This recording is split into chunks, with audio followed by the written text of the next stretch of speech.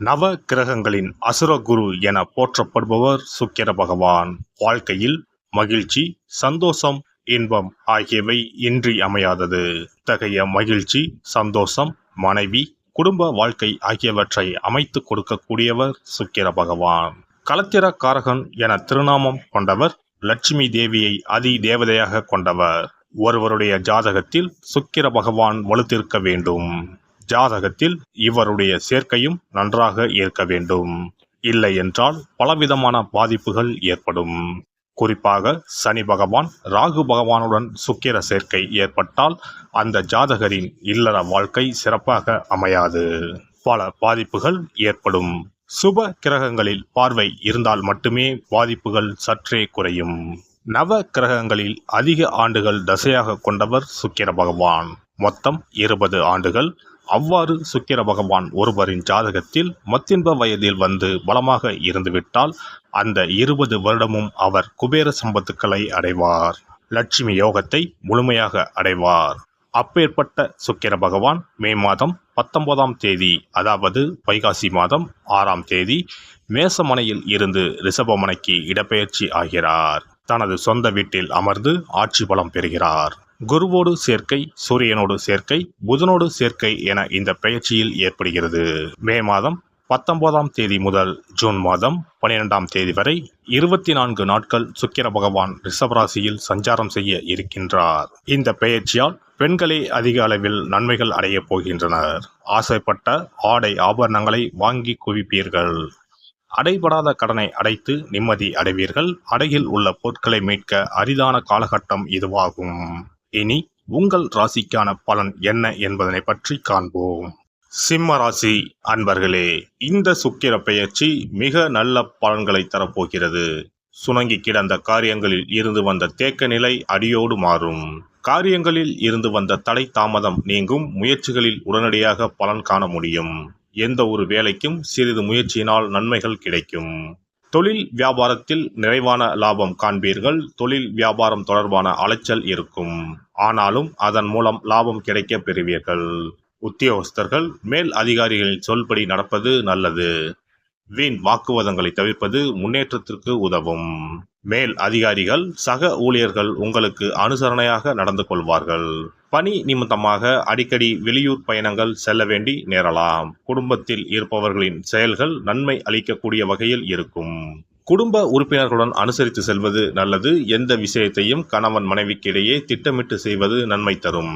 குழந்தைகள் உங்கள் சொற்படி கேட்டு நடப்பதால் சந்தோஷம் கொள்வீர்கள். உறவினர்கள், நண்பர்கள் வகையில் அனுகூலம் ஏற்படும்.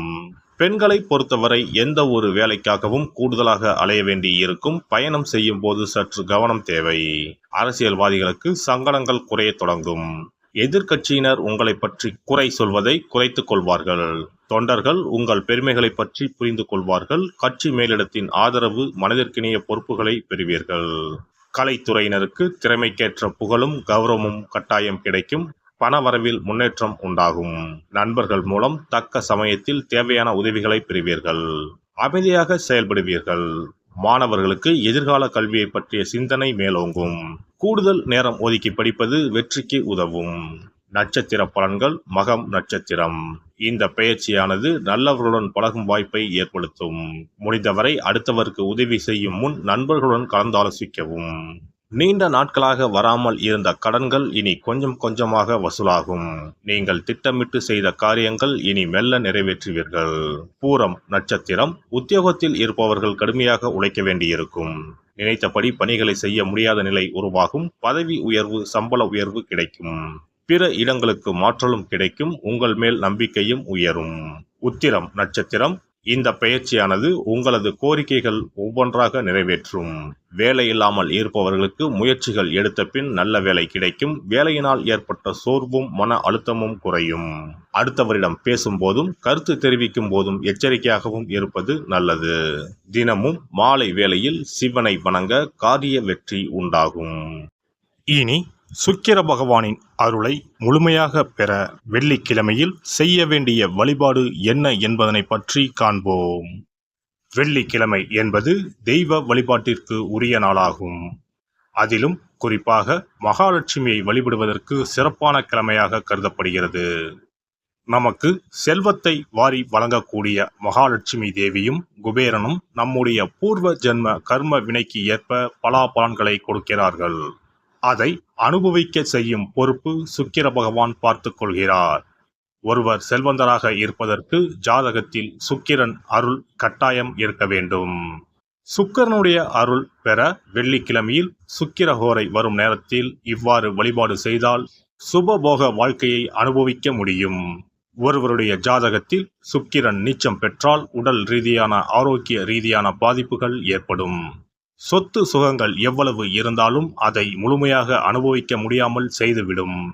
பெரிய பெரிய பணக்காரர்களை எடுத்துக்கொண்டால் அவர்களிடம் எவ்வளவு காசு கொட்டி கிடந்தாலும் சுக்கிர தசை இல்லை என்றால் அவ்வளவு பணமும் வீண் விரயமாகத்தான் போகும்.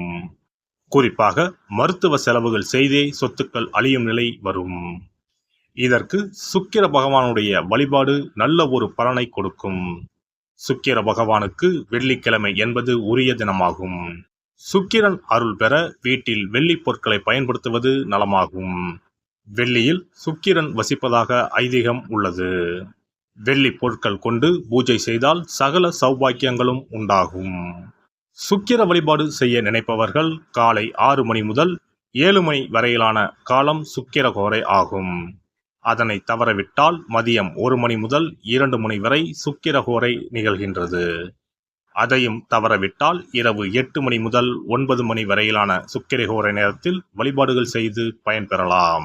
இவற்றில் காலை 6 மணி முதல் 7 மணி வரையிலான முதல் சுக்கிரஹோரையில் சுக்கிர வழிபாடு செய்வது சிறப்பான பலன்களை கொடுக்கும். காலை முதல் மாலை வரை உபவாசம் இருந்து சுக்கிர பகவானுக்கு உரிய காயத்ரி மந்திரத்தை உச்சரித்து கல்கண்டு சேர்த்த சர்க்கரை பொங்கலை நைவேத்தியம் படைத்து வெள்ளை நிற பூக்களால் அர்ச்சனை செய்ய வேண்டும். சுக்கிர தசை நடப்பவர்களும் சுக்கிரன் நீச்சம் பெற்ற ஜாதகக்காரர்களும் இந்த வழிபாடு செய்வது சிறப்பான பலன்களை கொடுக்கும். சுக்கிர தசை நடக்கும் பொழுது சுக்கிர வழிபாடு செய்து வர வருமானத்தை சுகமான வாழ்க்கை வாழ்வதற்கு உரிய வகையில் பயணிக்க செய்யும். வீடு நிலம் வாங்குவது, ஆடம்பர பொருட்கள் சொத்துக்கள் போன்றவற்றை வாங்க வைக்கும்.